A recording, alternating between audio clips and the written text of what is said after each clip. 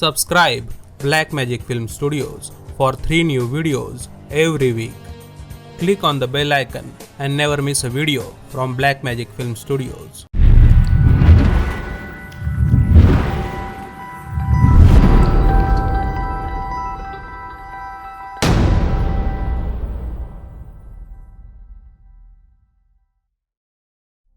दोस्तों, real monsters के इस एपिसोड में हम जानेंगे वैम्पायर्स के बारे में।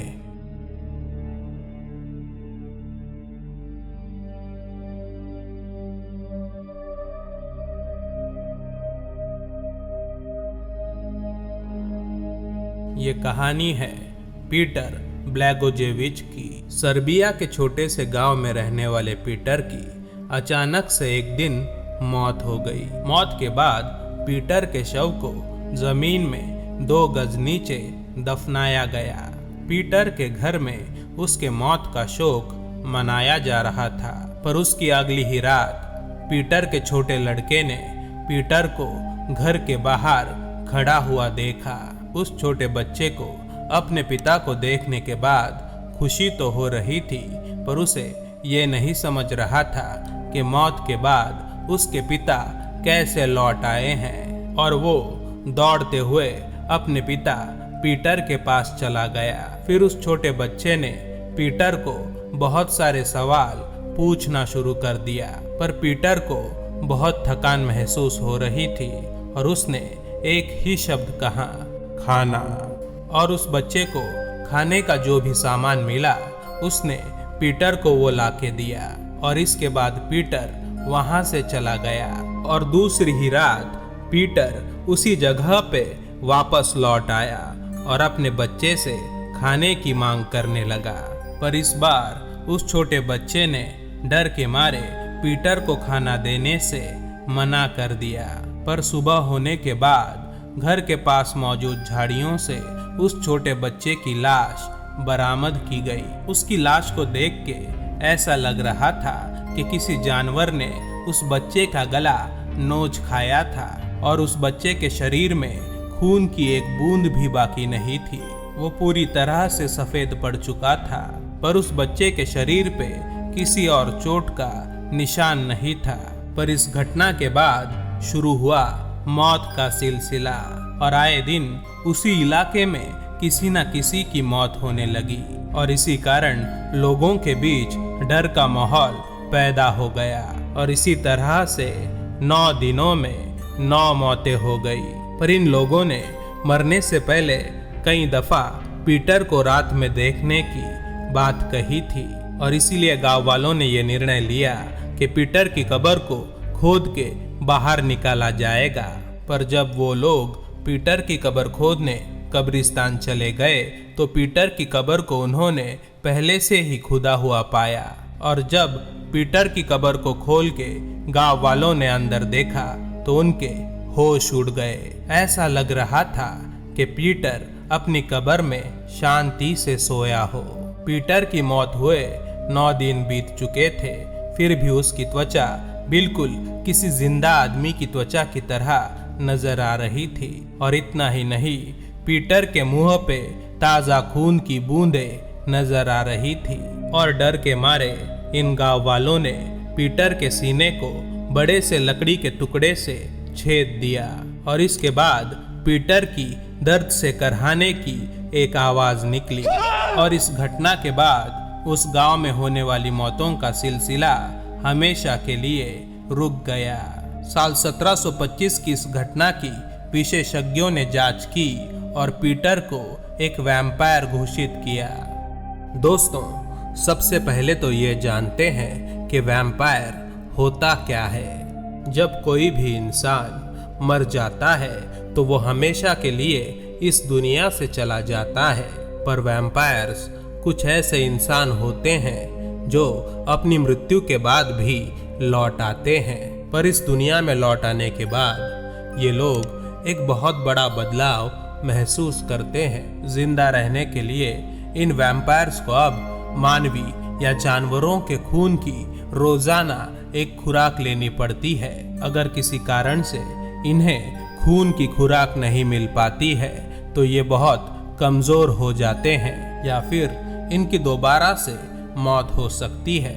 कहा जाता है इन वैम्पायर्स के पास कई शक्तियां भी होती हैं, जैसे कि ये बहुत फुर्ती से दौड़ सकते हैं और भारी भरकम चीजों को उठा सकते हैं। कहा जाता है कि रोजाना स्वस्थ इंसानों का खून पीने के कारण वैम्पायर्स हमेशा ही तंदुरुस्त और जवान रहते हैं और इसीलिए ये वैम्पायर्स हजारों साल इसी तरह से खून पीते हुए जिंदा रह सकते हैं। हजारों सालों तक इंसानों के बीच रहने के कारण ये वैम्पायर्स बहुत ही शातिर और चतुर बन चुके होते हैं और इतने सालों तक सामान्य इंसानों के बीच रहकर ये कोई सामान्य सी नौकरी या व्यवसाय करते हैं और इतने सालों की मेहनत से जमा की हुई इस दौलत से वो अमीर भी बन जाते हैं। और इसीलिए आजकल लोग ये मानते हैं कि वैम्पायर्स किसी अमीर घराने से होते हैं जो आसानी से इंसानी खून खरीद सकते हैं और उन्हें इंसानों को शिकार बनाने की ज़रूरत नहीं पड़ती। और इसीलिए आजकल वैम्पायर्स दिखने की खबरें बहुत मुश्किल से आती हैं, पर वैम्पायर के इस जीवन की कुछ हदें भी होती हैं। माना जाता है कि वैम्पायर्स दिन के उजाले में बाहर नहीं निकल सकते। वो दिन भर अपनी कब्र में सोते हैं और रात होते ही शिकार करने निकल पड़ते हैं। वैम्पायर्स जिंदा इंसानों का खून पीना बहुत पसंद करते हैं। कहा जाता है कि वह अपने 2 तेज दांतों की मदद से इंसानी त्वचा पे छेद कर देते हैं और वहां से खून पीते हैं। कई दफा वैम्पायर्स अपने शिकार को बेहोश करके या उसे गहरी नींद में सुलाने के बाद ही उसका खून पीते हैं। कहा जाता है कि वैम्पायर्स अगर अपना खून किसी और इंसान को पिला दें तो वो भी वैम्पायर बन जाता है। कहा जाता है कि वैम्पायर्स क्रूसीफिक्स, पवित्र जल और लहसुन जैसी चीजों से डरते हैं। वैम्पायर के सिर को धड़ से अलग कर देने पे या फिर उसके सीने को लकड़ी से छेदने पे तथा आग में जलाने से उसकी मौत हो जाती है। दोस्तों, अब जानते हैं वैम्पायर्स की इस मान्यता की शुरुआत कैसे हुई थी। वैम्पायर्स की इस मान्यता की शुरुआत खुद पुरातन भारत में हुई थी। लोगों का ये मानना था कि बेताल या पिशाच नामक आत्माएं मरे हुए लोगों के शरीर पे कब्जा कर लेती हैं और फिर ये प्रेत जिंदा इंसानों को अपना शिकार बनाने लगते हैं और ऐसे प्रेतों को सिर्फ उनका सिर काट कर मारा जा सकता है। लेकिन इन बातों का कोई ठोस लिखित प्रमाण मौजूद नहीं है, पर वैम्पायर्स की मौजूदगी की कई डरावनी कहानियों के दस्तावेज मध्यकालीन यूरोप से बरामद किए गए हैं और इन दस्तावेजों में 16वीं शताब्दी के यूरोप की एक कहानी है। उस कहानी के मुताबिक एक अकेली बूढ़ी औरत जिसकी अचानक से एक दिन मौत हो गई, उस बूढ़ी औरत के शव को गांव वालों ने गांव के बाहर मौजूद एक गड्ढे में फेंक दिया। कहा जाता है कि इस औरत का शव उस गांव में लौट आया और हर रात वो किसी न किसी को अपना शिकार बनाने लगा। इस तरह से उसने सैकड़ों लोगों की जान ली थी। इसी तरह से 18वीं शताब्दी में सर्बिया में रहने वाला माइलो सीजर नाम का एक बूढ़ा आदमी जो खेतों में एक मजदूर का काम करता था, कहा जाता है कि उसकी मौत से पहले माइलो सीजर पे वैम्पायर जैसे किसी जीव ने हमला किया था और दफनाए जाने के 3 दिन बाद माइलोज लौट आया और उसने सैकड़ों लोगों की जान ली। आखिरकार उस वक्त के वैम्पायर हंटर्स ने माइलोज के शरीर को जला डाला और ये मौतें रुक गई। पर खून के प्यासे असली वैम्पायर से जुड़ी 2 कहानियां इतिहास में मौजूद हैं। पहली कहानी है एलिजाबेथ बैथोरी की, जिसे ब्लड काउंटेस इस नाम से भी जाना जाता है।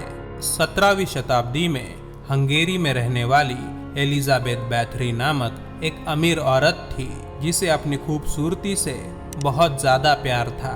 पर जैसे जैसे एलिजाबेथ की उम्र बढ़ रही थी वो अपने शरीर में होने वाले बदलावों से नाखुश हो रही थी और इसी बात की भड़ास एलिजाबेथ ने अपनी एक दासी पे निकाली जो कि एक कंवारी लड़की थी, और उस दासी को एलिजाबेथ ने इतनी बेरहमी से पीटा था कि उसका सारा खून एलिजाबेथ के शरीर पे लग गया।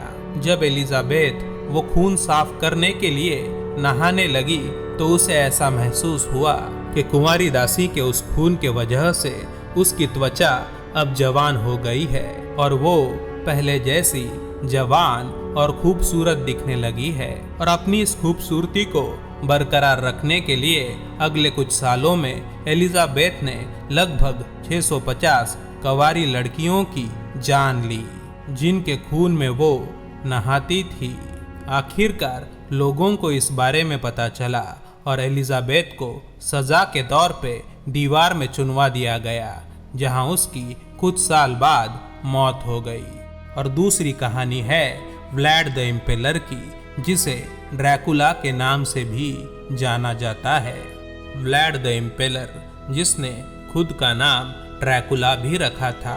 व्लाड ट्रांसिल्वेनिया का सबसे क्रूर शासक था, जिसे लाखों लोगों की मौतों के लिए जिम्मेदार माना जाता है। व्लाड के खिलाफ बगावत करने वाले लोगों का अंजाम बहुत ही बुरा होता था। कहा जाता है कि वो उन्हें खुद मारकर कच्चा खा जाता था। कई लोग ये भी मानते हैं कि व्लाड अपने दुश्मनों को डराने के लिए युद्ध में कैदी बनाए गए सैनिकों को वो सूली पे लटका देता था। हजारों की तादाद में सूली पे लटकाए हुए इन तड़पते सैनिकों के बीच बैठ के ड्रैकुला खाना खाता था। और ड्रैकुला इस शब्द का अर्थ होता है सन ऑफ ड्रैगन, और इसी बात से प्रेरणा लेके उस पे कई किताबें और फिल्में बनाई गई हैं। ये था वैम्पायर और ड्रैकुला का इतिहास। दोस्तों, आपको क्या लगता है, असल जिंदगी में वैम्पायर का अस्तित्व होता है या फिर नहीं? कमेंट्स में मुझे ज़रूर बताएं, या फिर ऊपर मौजूद आई बटन पे क्लिक करके आप वोट भी कर सकते हैं। दोस्तों, अगर आपको ये वीडियो पसंद आया तो इसे लाइक करें और अपने दोस्तों के साथ फेसबुक और व्हाट्सएप पे इसे ज़रूर शेयर करें। और अगर आपको ऐसे वीडियोस पसंद आते हैं तो इस चैनल को सब्सक्राइब करना ना भूलें।